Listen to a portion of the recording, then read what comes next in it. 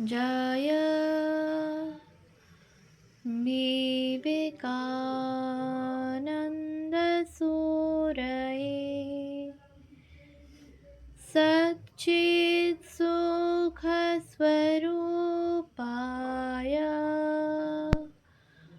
स्वामिने तापहारिणे।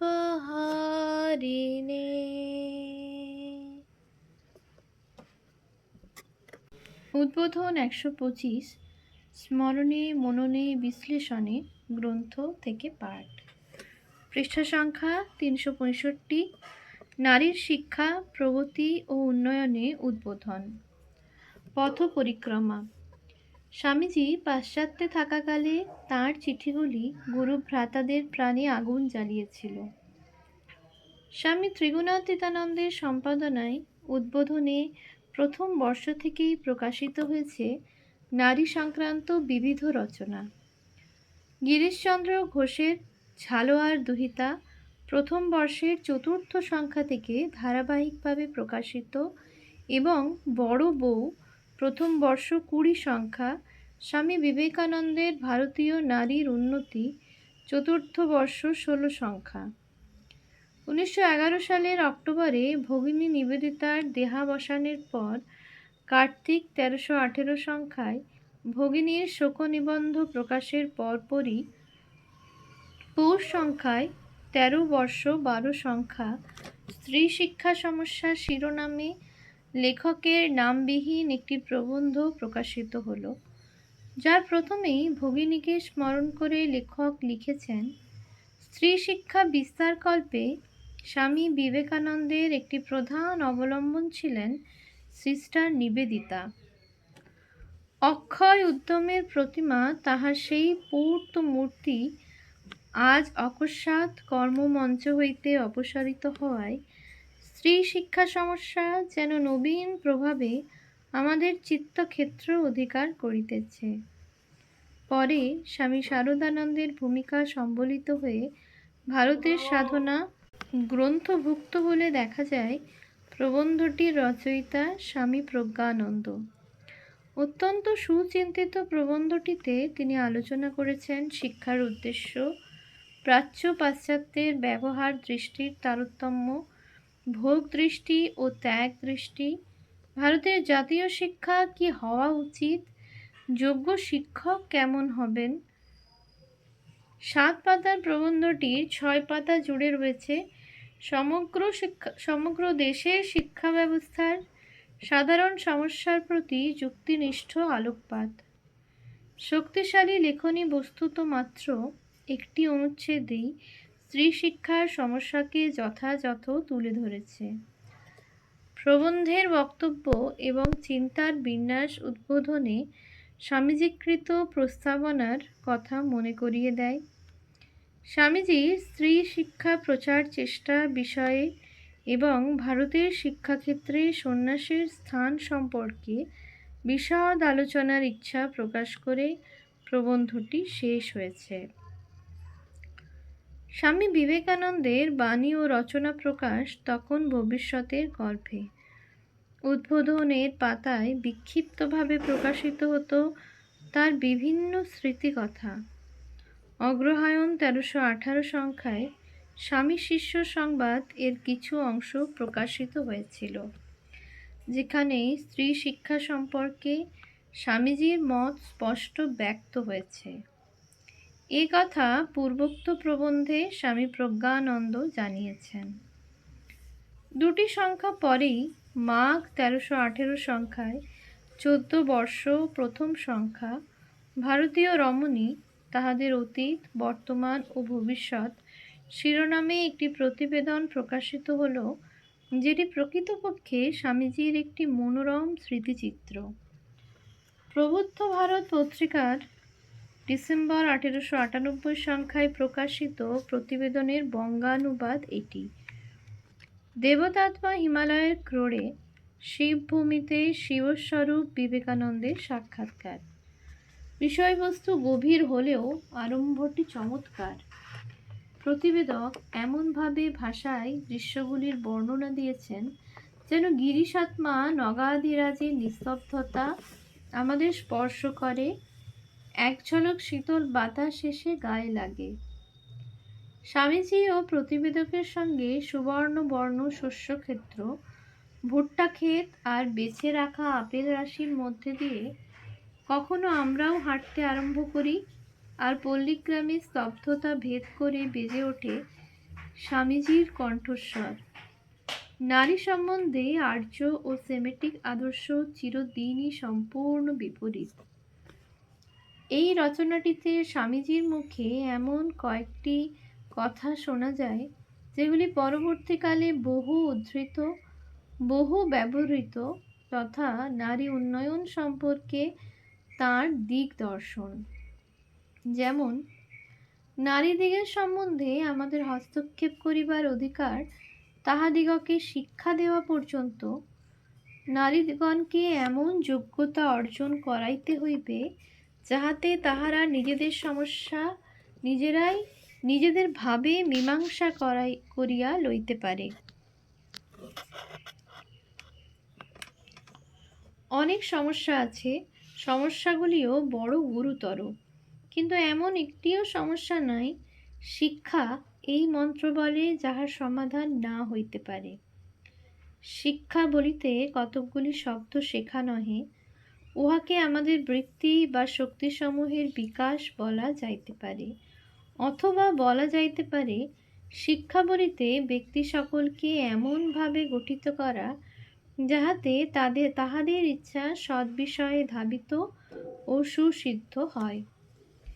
এইরূপভাবে শিক্ষিতা হইলে আমাদের ভারতের কল্যাণ সাধনে সমর্থা নির্ভীক হৃদয়া মহীয়সী রমণীগণের অভ্যুদয় হইবে। আমি ধর্মকে শিক্ষার ভিতরকার সার জিনিস বলিয়া মনে করি। সাক্ষাৎকারের শেষে স্বামীজির চরম বাণীটি যেমন বলিষ্ঠ তেমনি মধুর। আমি পুরুষগণকে যাহা বলিয়া থাকি, রমণীগণকে ঠিক তাহাই বলিব।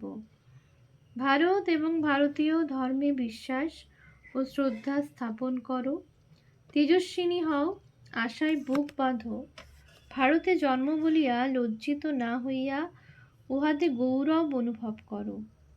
জগতের অন্যান্য জাতি অপেক্ষা আমাদের সহস্র গুণে অপরকে দিবার আছে।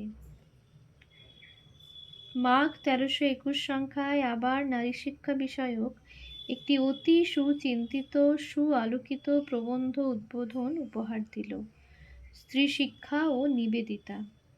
এটিও লেখকের নাম উল্লেখবিহীন এবং এটিরও শিক্ষা সংক্রান্ত পূর্বোক্ত প্রবন্ধগুলোর মতোই সিংহভাগ ব্যয়িত হয়েছে ভারতবর্ষের শিক্ষাদর্শ, শিক্ষা প্রণালী ও শিক্ষাগুরু কেমন হওয়া উচিত, স্বামী বিবেকানন্দের মতাদর্শের আলোকে সেই আলোচনায়।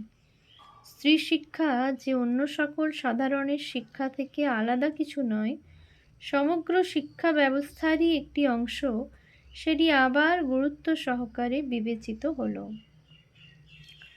নাম না জানতে পারলেও স্পষ্টই বোঝা যায় এ প্রবন্ধের লেখক বিবেকানন্দ ভাবে নিষ্ণাত বিদ্বান কোনো সন্ন্যাসী। এই ধরনের প্রবন্ধ বারবার প্রকাশ করে উদ্বোধন শুধু যে দেশ ও সমাজের প্রতি তার দায়বদ্ধতায় প্রমাণ করেছে তা নয়, শিক্ষাক্ষেত্রে সন্ন্যাসীর অবস্থান কোথায় সে সম্পর্কেও নিজের মত স্পষ্ট করে দিয়েছে। স্বামীজি মনে করতেন চরিত্রবান ব্রহ্মচর্য পরায়ণ কর্মযোগীদের হাতেই জাতীয় শিক্ষার দায়িত্ব থাকা উচিত। উদ্বোধনে স্বামীজির পরিকল্পিত শিক্ষা সম্পর্কে, বিশেষত নারী শিক্ষা সম্পর্কে বারবার দিশা দেখিয়েছেন সন্ন্যাসীরাই। 21 বর্ষের 9 সংখ্যায় আশ্বিন 1326 চারুবালা সরস্বতী লিখলেন, সমাজ সংস্কারে নারীর কর্তব্য। প্রবন্ধটির ভাব ও ভাষা সহজ সরল সহানুভূতিপূর্ণ। লেখিকা দেখিয়েছেন বাল্যবিবাহ, বাল্য বৈধব্য অধিকাংশ বালিকার জীবনকে কেমন অসহনীয় করে তুলেছে। তার ফলে অভাগিনী বঙ্গমালার দুঃখে সহৃদয় পুরুষের প্রাণ কাঁদিয়াছে। বালিকাদের প্রতি কর্তব্য বোধে পুরুষের প্রাণ উদ্বুদ্ধ হইয়াছে, কিন্তু রমণীকে এখনও এ কার্যে উৎসাহিত করে নাই। দেশাচারের অন্যায় শাসন উপেক্ষা করিয়া কল্যাণকর ন্যায়ের প্রতিষ্ঠা করিবার মতো মানসিক বল রমণীগণের জন্মে নাই। সমাজের ব্যাধি ও তার প্রতিকার নিয়ে শক্তিশালী লেখাটির বৈশিষ্ট্য এটি একজন মহিলারই রচনা। গভীর আত্মবিশ্লেষণে নিজেদের ত্রুটি চিহ্নিত করেছেন তিনি, সেই সঙ্গে রেখেছেন সমাজ রক্ষার ব্যাকুল আবেদন। এর প্রায় 2.5 বছর পর 24 বর্ষের দোসরা সংখ্যায় ফাল্গুন 1328 আবার দেখি মেয়েরাই মেয়েদের কথা বলছেন। সত্যবালা দেবী লিখেছেন, দেশের কাজে দেশীয় নারী। ভারতের নিজস্ব সত্য বিশ্লেষণ করে তিনি দেখিয়েছেন, রাজনৈতিক কলহ ও ফন্দিবাজির পর যখন সত্যকার কাজ আসিবে, আমাদের জাতীয় জীবন গড়িতে হইবে, অথবা জাতীয় জীবন গড়িবার শত্রুদিগের সহিত যুদ্ধ করিতে হইবে, তখন মেয়েদের কার্যে নামিতেই হইবে। কিভাবে দেশের নারী দেশের কাজ করিতে পারেন, হিন্দু জীবনধারার দৃষ্টিভঙ্গি থেকে সেই তত্ত্বই পর্যালোচনা করেছেন লেখিকা। 33 বর্ষের 10 সংখ্যা কার্তিক 1338 এবং 35 বর্ষের 7ম সংখ্যা শ্রাবণ 1340 যথাক্রমে নারী জাগৃতি ও নারী জাগরণ নামে দুটি প্রবন্ধ লেখেন দেবেন্দ্রনাথ চট্টোপাধ্যায়। পাণ্ডিত্য, শাস্ত্রজ্ঞান, বিচার ক্ষমতায় নারী আন্দোলনকে ধরাশায়ী করেছেন তিনি। আলোচনা করেছেন স্ত্রী পুরুষের সমান অধিকার, নারী শিক্ষা, নারী স্বাধীনতা, স্ত্রী ধনের অধিকার, বাল্যবিবাহ প্রভৃতি নিয়ে। তার সমস্ত মত উদার রামকৃষ্ণ ভাব আন্দোলনের সঙ্গে মেলে না, বিশেষত বাল্যবিবাহ সমর্থন প্রভৃতি। মনে হয় দেবেন্দ্রনাথ মানি মানুষ বলে সম্পাদক লেখা দুটিকে ছাড়পত্র দিয়েছেন। তাছাড়া সন্ন্যাসীদের এবং মহিলাদের লেখায় সমাজ সকলের প্রতি যে প্রেম, সহানুভূতি, নিজের মত জোর গলায় চাপিয়ে দেওয়ার পরিবর্তে ভালো মন্দ বুঝিয়ে দেওয়ার প্রবণতা, সর্বোপরি পীড়িতের জন্য করুণা ও বেদনা বোধ চোখে পড়েছিল। দেবেন্দ্রনাথের লেখায় তার একান্ত অভাব মনকে পীড়া দেয়। 36 বর্ষের 5ম সংখ্যায় জ্যৈষ্ঠ 1341 আবার নারী উন্নয়ন নিয়ে প্রবন্ধ প্রকাশিত হল। লেখক সুধীরচন্দ্র দাশগুপ্ত ভারতীয় নারীত্ব এবং অস্পৃশ্যতা সম্বন্ধে যুগাচার্য বিবেকানন্দের বাণী। স্বামীজির জন্মতিথিতে প্রদত্ত বক্তৃতার সম্ভবত বেলুড় মঠে লিখিত রূপ এটি। পরবর্তী 38 বর্ষে 2রা সংখ্যায় ফাল্গুন 1342 অনুরূপা দেবীর হিন্দু নারীর ভবিষ্যৎ প্রবন্ধটির বিষয়বস্তুও প্রায় এক। নারীর বর্তমান অবস্থা কেমন, তাকে কেমন হতে হবে, কেমন হওয়া তার সাজে না। বস্তুত পূর্বলিখিত 5-6টি প্রবন্ধেই সমাজের তৎকালীন অবস্থার প্রেক্ষিতে নারীর কাজকর্মের ঔচিত্য অনুচিত্য বিবেচিত হয়েছে যুক্তিতর্কের মাধ্যমে বিভিন্ন দৃষ্টিকোণ থেকে। সেই সময় অন্তঃপুরচারিণী নারীর বহির্জগতে পদক্ষেপে সমাজে চাঞ্চল্যের সৃষ্টি হয়েছিল। সেই প্রেক্ষিতেই মনে জমে ওঠা প্রশ্ন, দ্বন্দ্ব, ক্ষোভের প্রতিফলন ঘটেছে প্রবন্ধগুলিতে। সাহিত্য সমাজেরই দর্পণ, উদ্বোধন সেই ভূমিকা থেকে মুখ ফিরিয়ে থাকেননি। 38 বর্ষের 5ম সংখ্যায় জ্যৈষ্ঠ 1343 মীরা দেবী লিখলেন শ্রী শ্রী রামকৃষ্ণ এবং নারী জাতি। সেটা 1936 সাল। শ্রী রামকৃষ্ণদেবের জন্ম শতবর্ষ মহা সমারোহে পালিত হচ্ছে। তার আবির্ভাবের তাৎপর্য নানাভাবে ব্যাখ্যাত হলেও নারী জাতের অভ্যুত্থানের ক্ষেত্রে তাঁর আগমনের কী প্রভাব তা তখনও আলোচিত হয়নি। এই প্রবন্ধের প্রথমেই সেটি উল্লেখ করে লেখিকা সেই অভাবটুকু পূরণের চেষ্টা করেছেন। স্বামীজি শ্রীরামকৃষ্ণকে সেভিয়ার অফ উইমেন বলে অভিহিত করেছিলেন। উৎস বিবেকানন্দ স্বামী পত্রাবলী 421।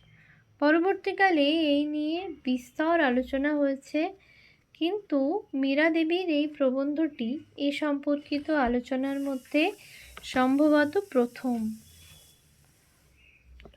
ওম শান্তি শান্তি শান্তি। হরি ওম তৎসৎ। শ্রীরামকৃষ্ণার্পণমস্তু।